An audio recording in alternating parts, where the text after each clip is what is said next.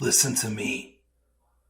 If there was a wise man who would ever think of this, they would say in order to be superior to the man, you've got to be the man. For I am the man himself.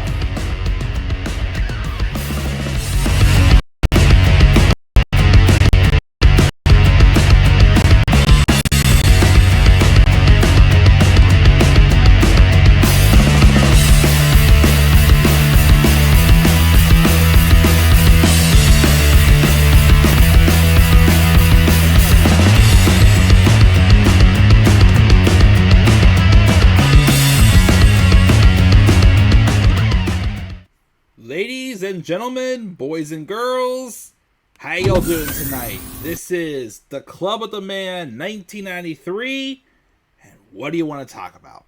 I am here for another review of Friday Night SmackDown from this past Friday, October 18th, 2024. This show took place in Columbia, South Carolina, as we're 2 weeks old. That's a little under 2 weeks away from WWE's Crown Jewel. Yes, as I used to do it, Crown Jewel 2024.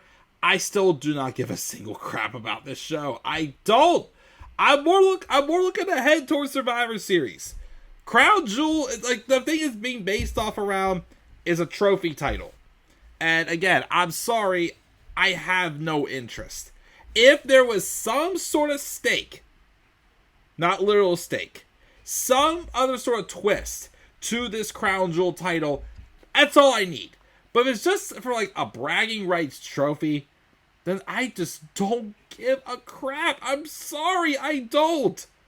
You know, I love the idea that we are getting Cody Rhodes and Gunther. I like we're getting that match. I like what Liv Morgan has done as champion. I even think Nia Jax has improved.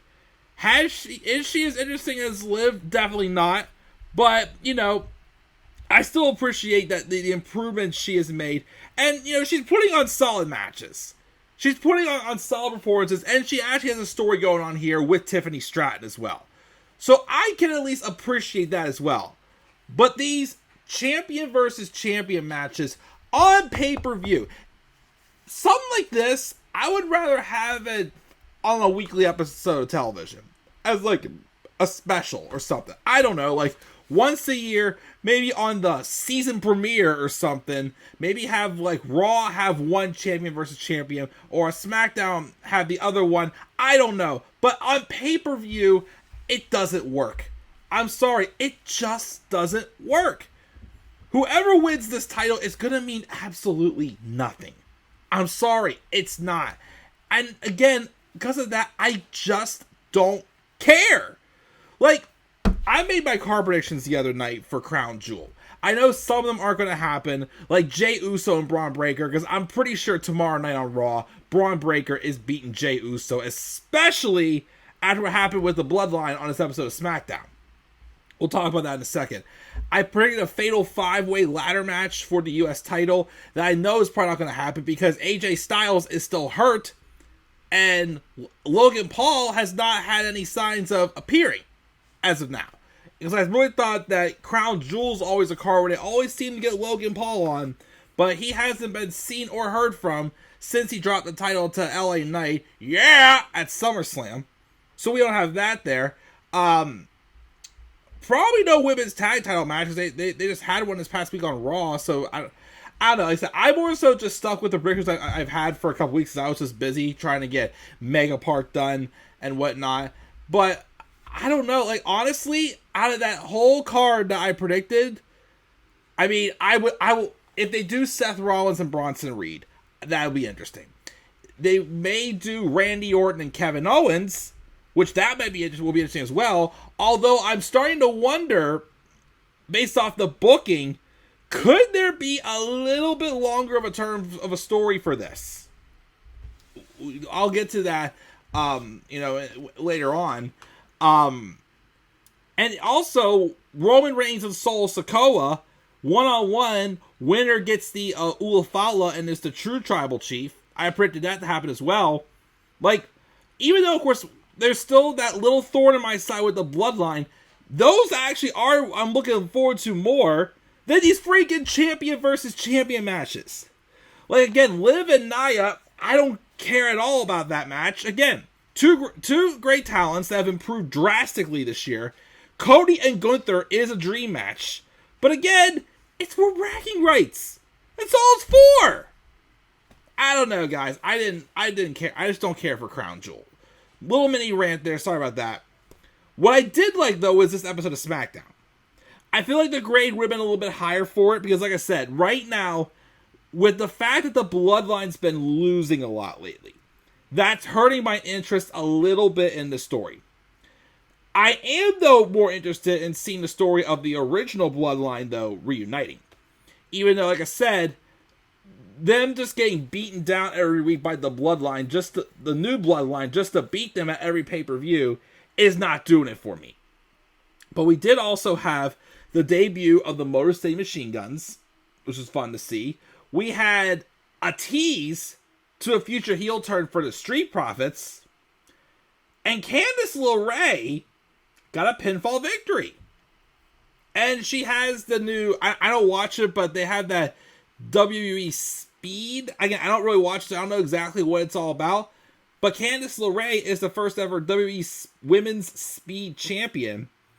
And it seems like they may have some plans for her, which I like. Because I do feel like the character she has does have potential. It's more so about just getting her on TV and giving her a chance to be this character. Because although, you know, I like Candice in general, like even as a babyface, but as a babyface, she feels like, I'll save it until I get further on there when I talk about Candice. But a lot happened on this episode of SmackDown.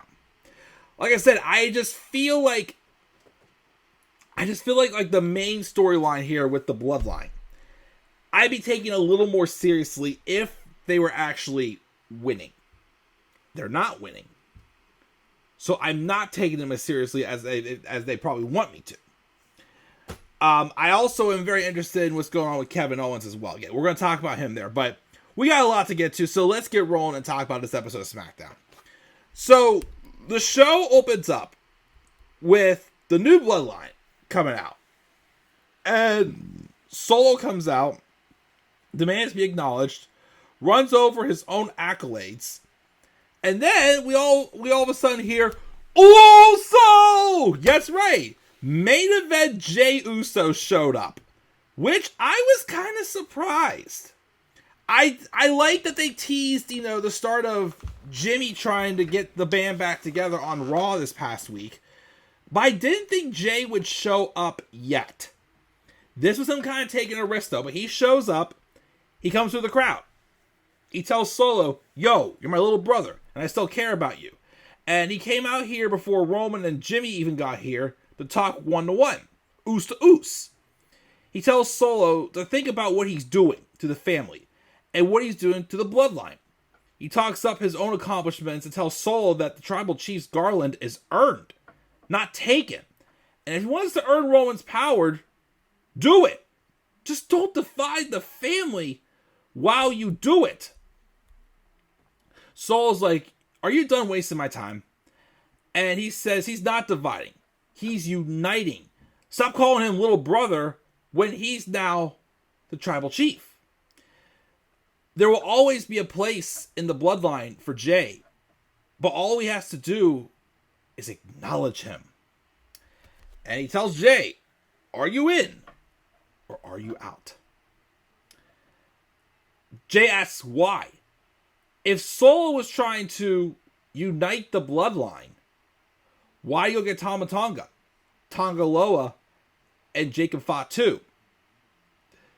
And he also says, you should stay away though from Jacob because he keeps staring like he's gonna knock him out, basically giving that awkward look that Jacob always has on his face. But then Solo then holds back Jacob. Jey says he's not here for that, but next time he sees him, it's gonna be different. What does he mean by that? I don't know. But he also, again, like, rattled on him for, like, just, like, hurt more of the family's image. Which, when he was saying that stuff, it kind of felt like he was implying that, you're trying to take power, but instead it's all blown up in your face. Which it kind of is right now. It's like I said, they're losing. But then you have Roman Reigns, who is, as Jimmy set the table last week, would tell the story of, you're a chief without a tribe. Everything Cody said would happen to Roman after he lost was true. He lost everything. And with all the abuse and just the power hungry he had for the last 4 years, it's now coming back to bite him. So, of course, obviously, why would Jay be there to defend Roman? He obviously still cares about the family, even though the family has ditched him. But as he told Solo, don't do any more damage than you already are. And why are you bringing in Tama Tonga Loa, and Jacob Fatu? They're dangerous men here. But Solo does not care. Because Solo wants the power. And Solo also needs to win some matches. And I would care more. But very interesting opening promo. I was intrigued by it. Although I like more what happened later in the show. We then have, like Raw, we get some tag team championship number one contenders qualifying matches. The first one was DIY, which is Johnny Gargano and Tommaso Ciampa, versus the Street Profits, Montez Ford and Angelo Dawkins, and Pretty Deadly's Kit Wilson, Elton Prince. Which y'all know I am not a fan of the yes boys. Not a fan. But the match was still good. I like, of course, DIY and the Street Profits. Although, interesting enough at the end, though. Towards the end, there was a double pin. DIY and the Street Profits each pinned a different member of Pretty Deadly. But DIY got the win because they pinned the legal competitor. Which obviously seemed to kind of piss off the Street Profits. Based off of how they had DIY and Street Profits arguing last week, and what happened here, they might be set up for a Street Profits heel turn. Which, that is the case, I'm all for it. I really liked what they were doing with them and Bobby Lashley. Which, of course, they then transitioned them back into faces whenever they needed someone to feud with the Final Testament. But I think they need to go back to that heel Street Profits. It's different. It's fresh. It is needed. And honestly, they were on a roll as heels. Especially Montez Ford. So I am hoping this does lead to like a few. Because +2, if the Motor City Machine Guns do dethrone the Bloodline, they're going to need another good heel tag team to feud with. And if they do them in the Street Profits, ooh. That'd be pretty big money, I'd say. But it was a fun match. The star power was a little bit better than who the Motor City Machine Guns had later in their match. Because they took on Legado del Fantasma's Los Garzas, which was Berto and Angel, or Angel Garza and Humberto Carrillo, and 8 Down Under. 2 weaker teams. And of course, Motor City Machine Guns were awesome. Like I said, I don't know Chris Sabin that well. I do know Alex Shelley, because Alex Shelley had a brief run in NXT during one of the Dusty Rhodes Tag Team Classics, whenever he teamed up with Kushida and they were the Time Stoppers. I really was impressed by Alex Shelley. But him and Chris Sabin looked awesome. Again, it just sucked that they had to face like 2 like lower card teams like Legado del Fantasma, which, don't get me wrong, I like both Angel Garza and Humberto Carrillo, but they still feel like jobbers. They've been both like jobbers for too long, and I feel like that people also say that they feel Santos Escobar has been dragged down the card too. I agree.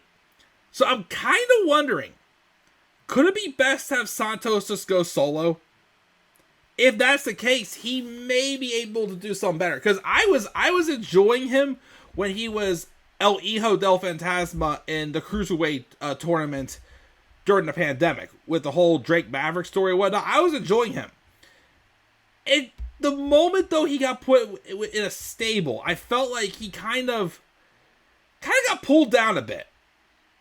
So maybe that's why like he's been dragged down. Maybe it's time we do separate Santos Escobar from stables and let him just do it on his own. I don't know. And then A-Town Down Under, I just don't care much for. But Motor City Machine Guns was fun. They're going to take on DIY next week for the finals, and the winners fight the Bloodline for the WWE Tag Team Championships, which of course they'll be fighting Tama Tonga and Tonga Loa. We'll see how that goes, but a couple of great tag matches for sure. Very fast-paced as well, too. But we did have a backstage segment where Jimmy Uso and Roman Reigns were arriving. As they get out of their cars, they run into Jey Uso. And Roman hesitates. This is the first time Roman's been face-to-face with Jey since Jey quit SmackDown last year. And Roman tells Jey he's proud of him. And they all are. But of course, Jey thinks that's all BS and just goes, "Man, no yeet." And then he leaves. And then he Reigns tells Jimmy, "I told you he wasn't going to do that." And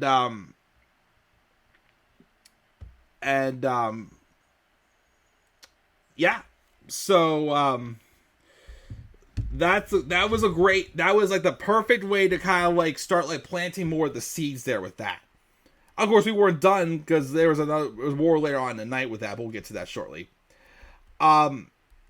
We also have Nia Jax backstage, and she's on the phone with Tiffany Stratton, and she's upset because Tiffany apparently was sick, and she will not be there for their tag match against Bayley and Naomi. So she goes to Nick Aldis, who first off complained about some sort of a smell, and she's like, "That's my perfume," and he said that the match isn't canceled. They have a deep women's roster, and she should be able to find another partner. Rolling up comes Candice LeRae and Indy Hartwell. And Candice offers to be Nia's partner. And Aldis agrees. Nia threatens to end Candice, though, if she doesn't hold up her end of the bargain. And believe it or not, she did. Because later on in the night, they had the match. I'm going a little out of order here, I'm sorry. They had the match, which match wasn't really anything spectacular. It was fine. But based off some help from Indy Hartwell, Candice LeRae got a pinfall victory. Which, again, I liked to see. Like, when they first turned Candice heel earlier this year, when she had that match against Ivy Nile and Maxine Dupree, and she berated Maxine Dupree, and I'm like, holy smokes! Like, what? And Candice was spitting truth out there about how, Maxine wasn't that great. Has Maxine improved? Oh, yeah, she's definitely improved a lot since. But as I keep saying about these heels, when you have more heels that, like, tell facts, they say something, you're like, she does have a point. That's what makes me more invested.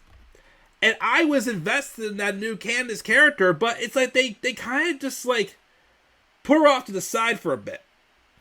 So with giving her this women's speed championship and this victory here, I am kind of hoping that they actually find something like, to make her, worthwhile. Because Candice is great. Don't get me wrong. She is great. They just got to find a direction for her. And hopefully this is the start of it. So, again, the match itself, nothing special. But I like that it kind of gave Candice a rub. She did live up to Nia Jax. She kept her word with Nia Jax. She, did her end the bargain. She got the pinfall victory. Of course, Nia wanted to take credit for the victory afterwards, but, there's that. Also, we then had another women's match. Piper Niven took on Lash Legend from NXT. I'm not sure what exactly is going on here with Lash Legend and Jakara Jackson from NXT. Because they've been kind of being pushed in the title picture, which I guess you'll get in NXT and it's kind of cool. I don't know how I feel about them being called up yet. Like I said, I don't watch NXT that much. Jakara Jackson and Lash Legend, Jakara interests me. Lash, though, I feel like she's still missing something. Jakara interests me more than Lash. The match, though, she had here with Piper wasn't too bad. Lash got the win, though. It kind of bothers me still how they're booking Piper. I feel like, I'm starting to feel like also that I've been feeling this for a while. I feel like Piper just doesn't work as a heel. I think she should go back to being a babyface. Because the only reason why Vince turned Piper heel after she separated from Eva Marie was because they had just released Nia Jax. And Vince basically looked at Piper as the new big woman, so that's why they turned her heel. I think she may need to go back to that babyface character. Just my opinion. Maybe they're waiting till Carmella gets back. Because I think, Chelsea's been through a handful of tag team partners past couple years. She was doing a thing with Carmella, which honestly, that was probably the best route to go. I think her and Carmella would be a phenomenal duo. Then they gave her, after Carmella went away for her pregnancy, then they gave her Sonya Deville. And no offense to Sonya Deville. I was definitely high on her in 2020. But ever since she had that authority figure role and whatnot, she hasn't been doing it for me. Even with the Pure Fusion Collective and that stupid finisher of hers, that Devil's Advocate or whatever the heck that she calls it, I'm not feeling her at all. And even when she was Chelsea's tag team partner, I'm like, no, this doesn't work. And then Piper was just random. But I just feel like it's just holding Piper back. Chelsea doesn't need a tag team partner. Well, okay, she could use a muscle, but I feel like that Piper should be booked better than what she is. Lash gets the win victory on her. Like I said, I'm not opposed to new stars. I'm hoping this is an official call-up. I'm hoping this is more so of just give another tag team in the women's tag team division a shot. And the idea of maybe the tag titles go to NXT. Or an NXT team, which I'd be cool with. But, yeah, there was that there. We had another backstage segment with Roman Reigns with Jimmy Uso. And he claims he's just trying to relax him and he's not the wise man, but he thinks he needs to talk to Jay and make good with him. Roman says he gave Jim a shot and they tried, but now he's doing it his way. He's going to fix it tonight. He says he's going to acknowledge Solo. And we're like, huh? He's going to give in and acknowledge Solo? I don't know. We also had a segment with Cody Rhodes coming out doing his usual spew, just trying to hype up the Crown Jewel Championship. And, what he's going to do it. It's just a typical babyface, superhero promo. Him saying, I'm winning this for my daughter. This is that, blah, blah, blah. And again, no offense to Cody, but again, I don't care about this championship. But then he invites Gunther for a face-to-face confrontation on SmackDown next week. And Gunther will be there, so that's whatever. Probably my favorite part of this show is Kevin Owens. He was not there tonight, this past week on SmackDown. He actually had he's doing this thing now where he's posting these videos on social media saying how WWE is not allowing him to go. They're not allowing him to speak his mind. So if they don't let him come by Friday, then he was going to, post another video. And he did, and they played it on SmackDown.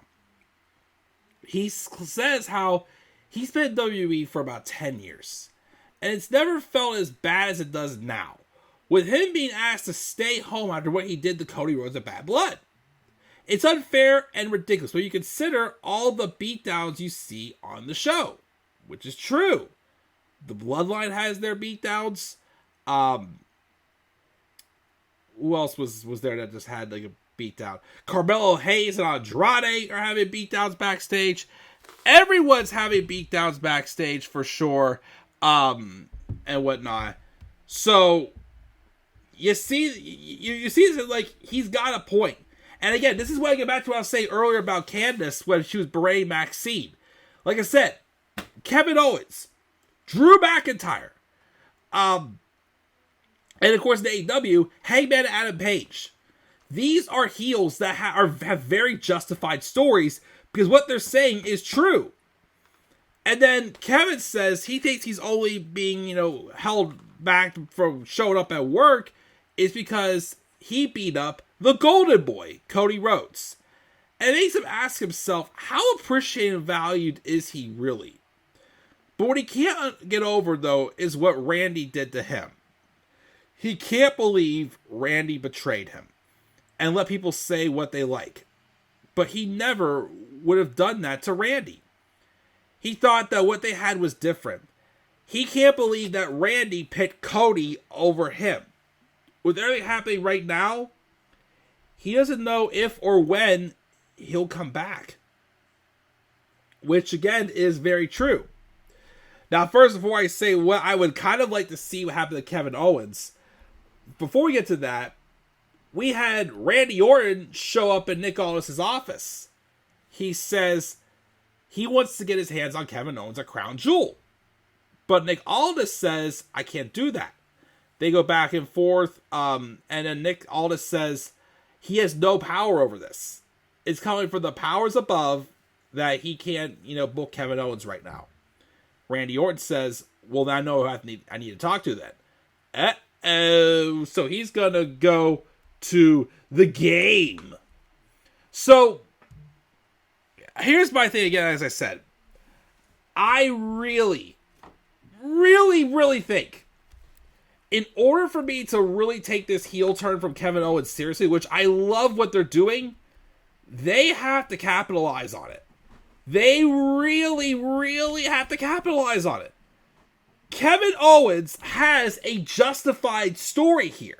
And that's what I was saying before when I knew they were going to turn Kevin Owens heel again. It's like, is there something different they're going to do this time besides Kevin Owens whining being, you're being a big meanie, pretty much. As most heels have been with Vince around for most of the past decade or two or whatnot.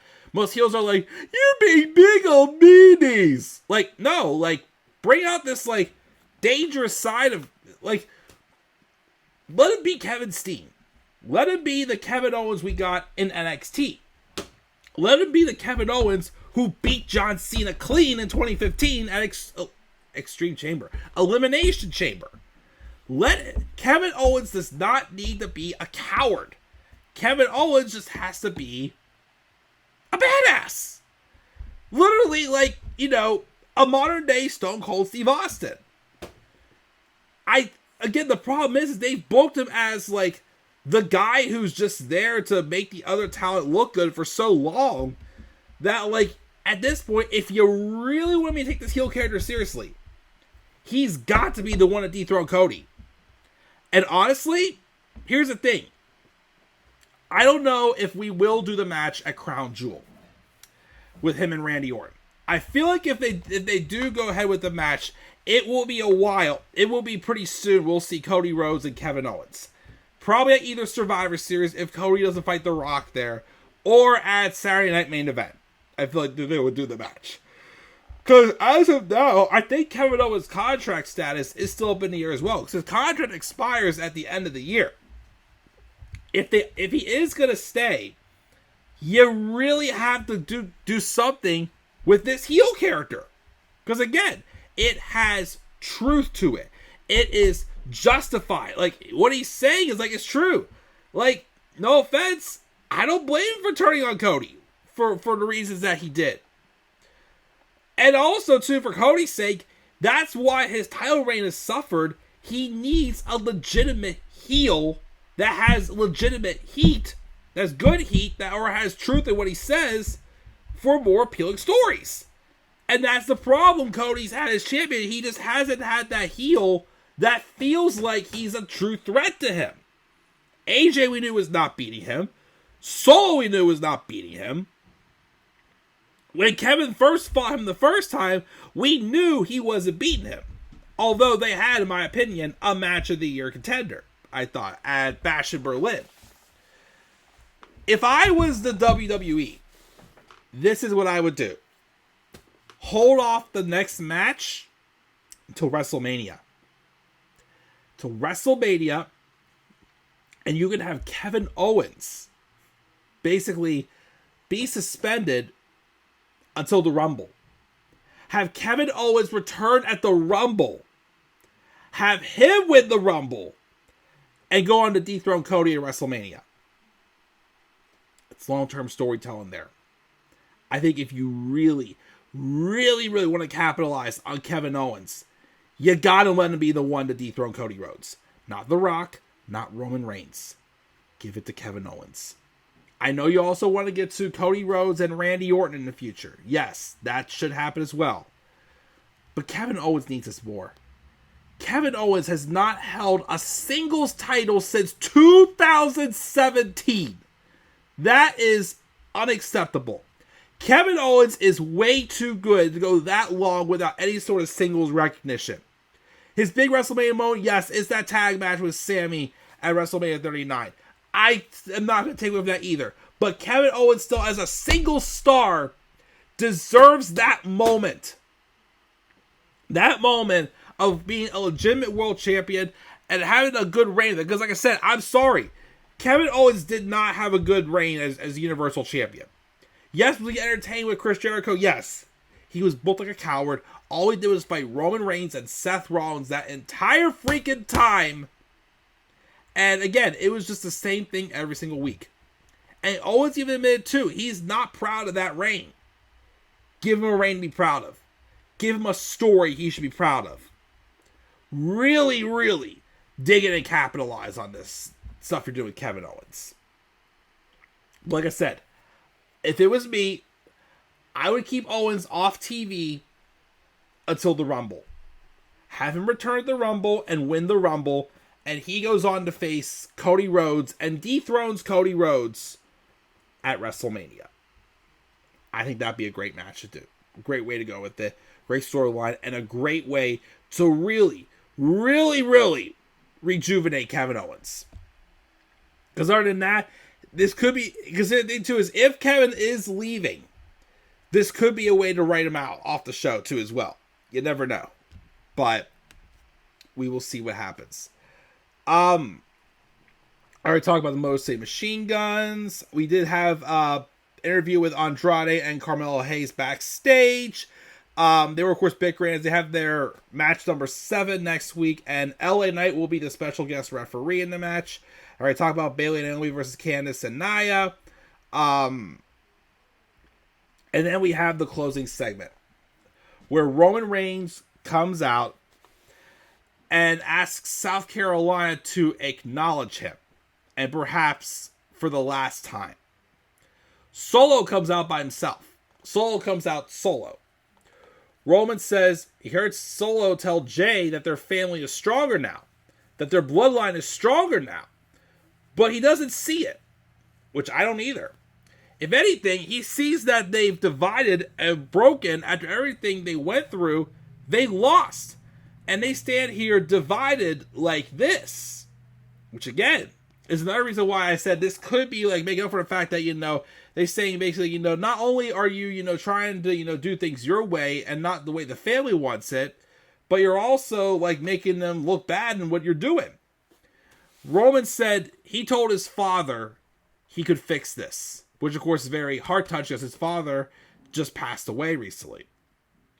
All he wants to do is put them back in the promised land. He wants titles around their waists.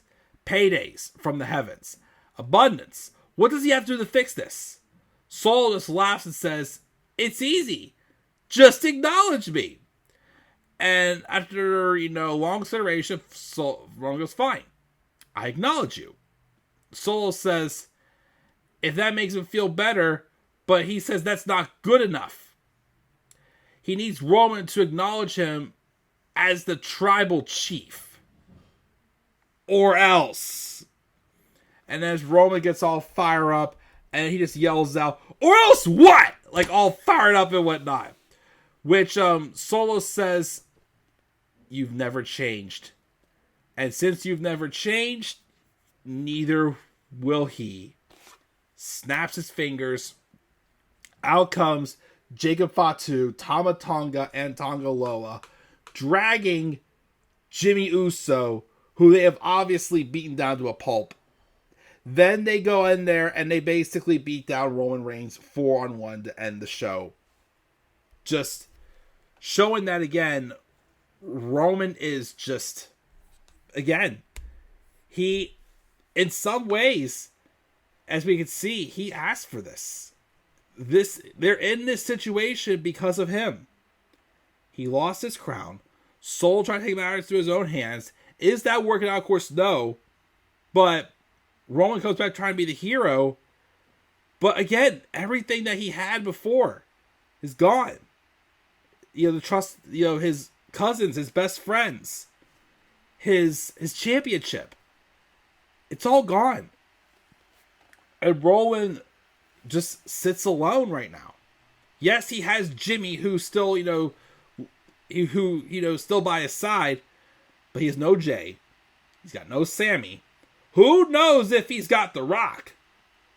We'll see if The Rock does in fact there for a Survivor Series. If he doesn't fight Cody, The Rock is going to be some way involved in War Games, either teaming with Roman or being against Roman.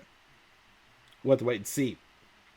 But yeah, like I said, if it wasn't for the fact that the new Bloodline is losing and doesn't appear to be as big of a threat as they want us to believe, then I'd be taking this a little more seriously. But we'll wait and see what happens. That's all we gotta say. Wait and see what happens. But that's my SmackDown review, guys. Again, a lot of good things on the show. It's more so just think of we gotta wait and see what happens. With the Bloodline, with Kevin Owens, with the Motor City Machine Guns, the Street Profits as well. Candice LeRae getting a little bit of a rub here as well. Lash Legend and Jakara Jackson and as well. Don't sleep on them. Again, the Crown Jewel titles. Who cares? Really, absolutely, who cares? But a lot of good was done on SmackDown. Because I saw those questions, but I gotta see more, I'm going to give this show a B. I probably could have gone a little bit, you know what, no. I'll give it a generous B+. Again, I just have to see more before, looking at these weekly episodes a little bit more higher than what they probably are right now. Of course, there's only one more review of SmackDown left for this year, which is next week, because like I said, Crown Jewel week, just previewing Crown Jewel, and then like I said, until for the rest of the year, I after Crown Jewel, I am taking a break from Raw and SmackDown reviews. Again, just to focus on getting adjusted to fatherhood, and just getting adjusted to what life is looking like after that. And like I said, we'll start back up with them in January. So, yep, one more review of Raw and SmackDown next week, and then it's a break. And I'll be honest, I'm kind of looking forward to the break.